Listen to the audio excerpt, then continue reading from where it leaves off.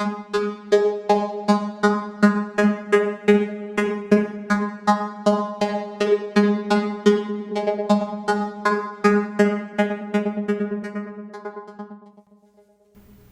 han traído al taller este antiguo receptor de radio a válvulas.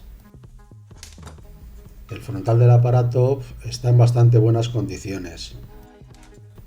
En principio, y así a simple vista, los botones de los controles de volumen, tono y dial parecen estar bien.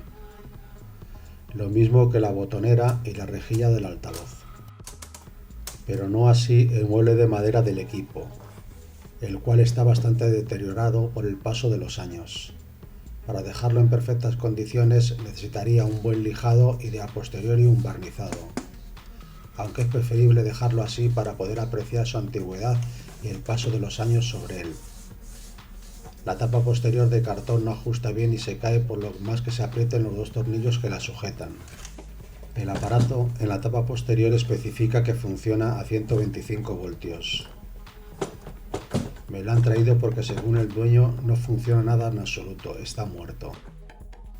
Me comentan también que lo han conectado directamente a red de 230 voltios, cuando es de 125. Me dice que siempre lo han conectado así directo a la red de 230 voltios. Me extrañé un poco, pero no insistí, pues algunos equipos de este tipo se adaptaron directamente a 230 voltios sin necesidad de transformador externo.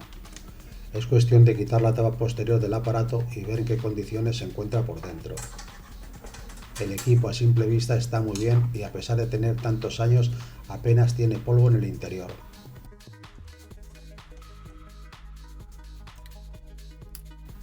El paso siguiente es conectarlo a la red y como me dicen que siempre lo conectaron a 230 voltios lo haré así y poder comprobar cuál es el problema. Después de una pequeña espera, el equipo no hace ningún ruido ni sonido, está totalmente mudo. Puedo observar que los filamentos de todas las válvulas están encendidos. Todas estas pruebas las realizo sin tocar el chasis en ningún momento, pues este aparato no lleva ningún transformador de red. Y lo más seguro que alguno de los polos de red vaya directo al chasis y al tocarlo nos dé alguna desagradable sorpresa.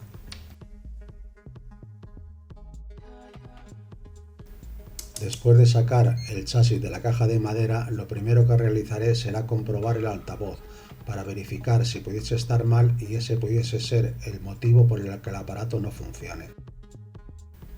Comprobado el altavoz con el polímetro, puedo verificar que este está bien, con una impedancia de unos 5 ohmios. Después quitaré los botones de mando, que por cierto estaban bastante pasado el plástico y se rompieron los anclajes de los mismos, para de esta forma poder acceder a limpiar y reparar la zona del dial. La parte trasera del dial monto una lámina fina de plástico que sirve de fondo blanco. Esta lámina está tensada con unos muelles que están sueltos, por lo que la aguja del dial choca contra ella.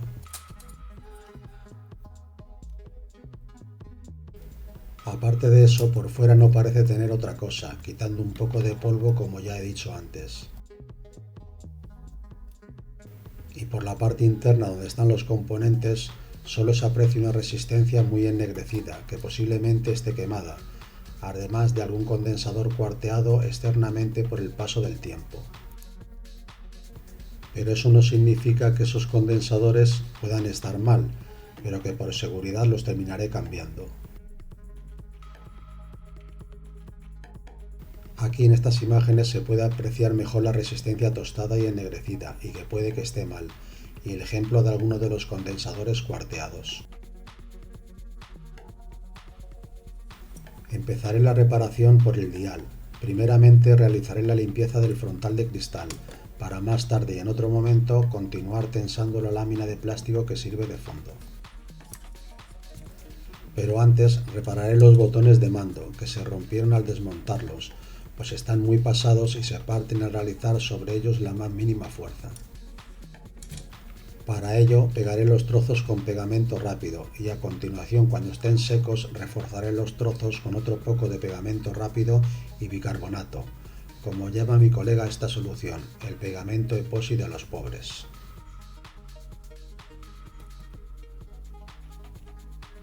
La parte del eje de los botones se partieron en varios trozos, por lo que aparte de pegar los trozos con pegamento y reforzarlos con pegamento y bicarbonato, también he pegado los anclajes metálicos del tornillo prisionero a ellos, para darle así más cuerpo y con ello más fuerza a la unión.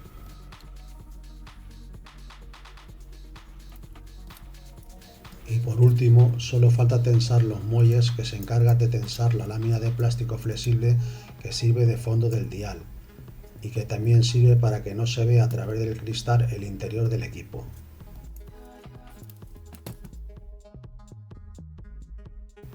Uno de los polos de red del equipo va directo al chasis, por lo que para evitar una desagradable sorpresa lo conectaré al transformador de aislamiento que monté y ya mostré en otro vídeo. A la vez, entre el transformador de aislamiento y el aparato de radio conectaré en serie un transformador para reducir el voltaje a 125, que es el voltaje con el que trabaja el equipo. Y ya con esto empezaré la reparación y ver cuál puede ser el posible problema. Lo primero es comprobar si llega voltaje de red a la válvula rectificadora, comprobando que llegan unos 130 voltios en alterna, por lo que es un voltaje correcto.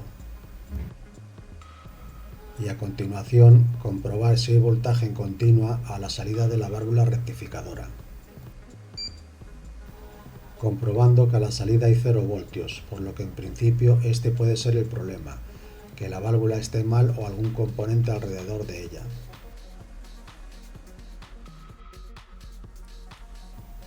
Como no tengo para comprobar la válvula y el filamento enciende, al ser solo una válvula rectificadora, la montaré de nuevo en el zócalo para así hacerle encendido del resto de los filamentos de las otras válvulas y montaré un diodo entre las patas 5 y 7.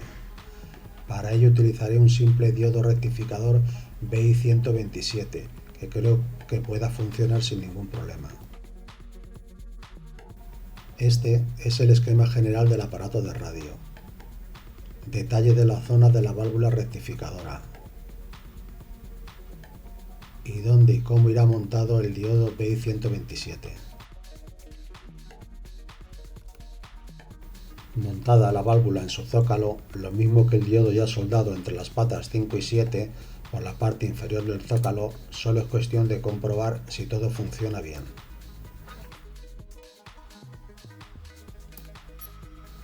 El multímetro ahora en continua y midiendo en la pata 7 del zócalo, ahora hay unos 165 voltios en el arranque del aparato y estabilizándose en unos 155 voltios. Conecto un altavoz externo en sustitución del interno para así comprobar si realmente funciona el equipo.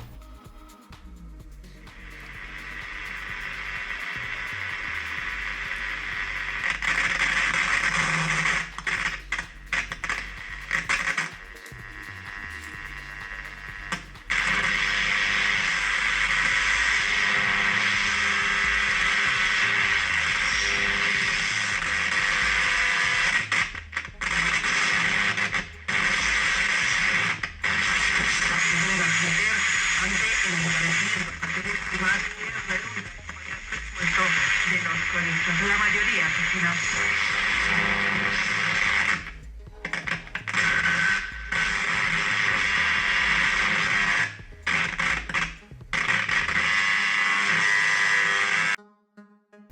Con esta solución en principio el equipo funciona, aunque parece tener algún problema con la sintonía.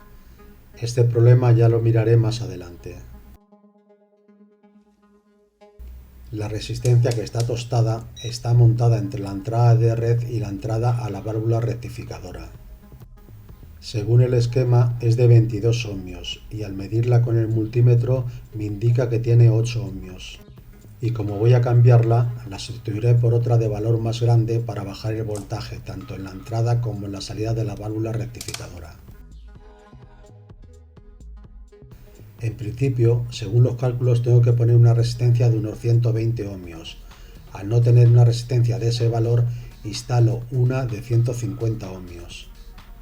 Con este valor de resistencia obtengo a la salida del diodo unos 129 voltios en continua, voltaje igual al especificado en el esquema. La resistencia que tengo en este momento se calienta un poco, pero no en exceso. Además de ser tan grande, decido sujetarla en el chasis metálico, quedando así de esta forma bien sujeta y a la vez disipando el calor sobre el chasis metálico del aparato de radio. Tras cambiar la resistencia, a continuación verifico los condensadores electrolíticos del filtro de la fuente de alimentación, encontrando un condensador descapacitado con apenas 24 microfadarios, cuando tenía que ser de 40 micros.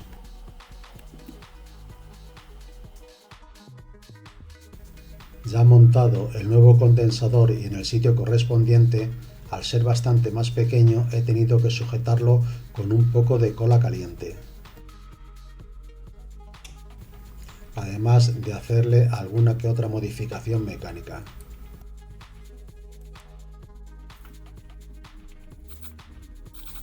Y a continuación una limpieza con limpiacontactos Lubriclean de los potenciómetros de volumen y tono, que carraspean a la hora de moverlos, sobre todo el potenciómetro de volumen.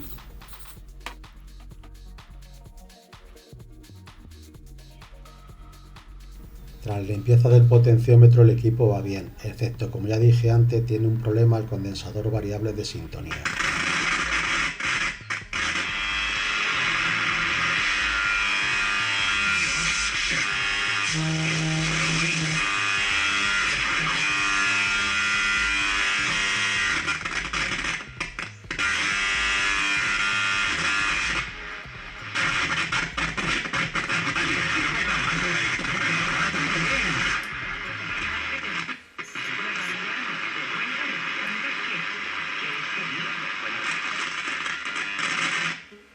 El problema del condensador variable es que en algunos puntos las láminas móviles y las fijas rozan entre sí.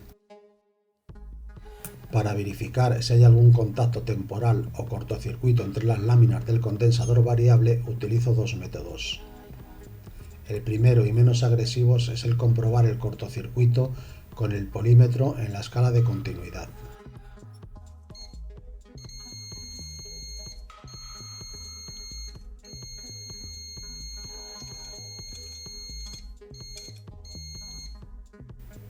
Conectando las puntas de prueba en los extremos del condensador e ir girándolo.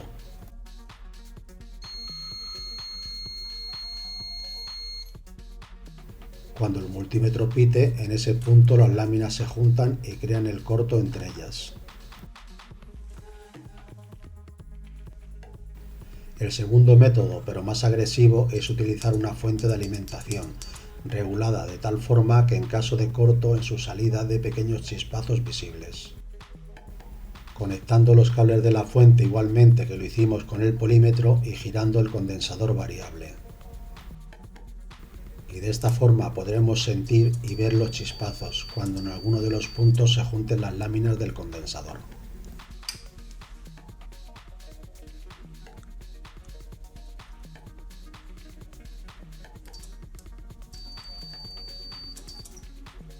En mi caso, mi fuente tiene un dispositivo sonoro cuando hay un corto a la salida de ella, por lo que lo puedo apreciar mucho mejor.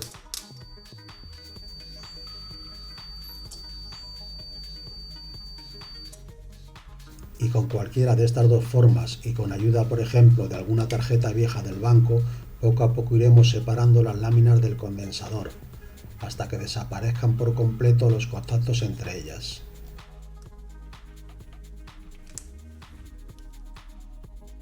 En este aparato en concreto pude quitar algunos cortos entre las láminas, pero no pude quitarlos todos al 100%. Pero el equipo quedó funcionando perfectamente, por lo que decidí montarlo y dar la reparación por terminada. Muchas veces lo soñado es mejor que la realidad. Desde luego. Bueno, tienes más canciones. Tengo más canciones, sí, porque a Juan lo recordamos como gran actor.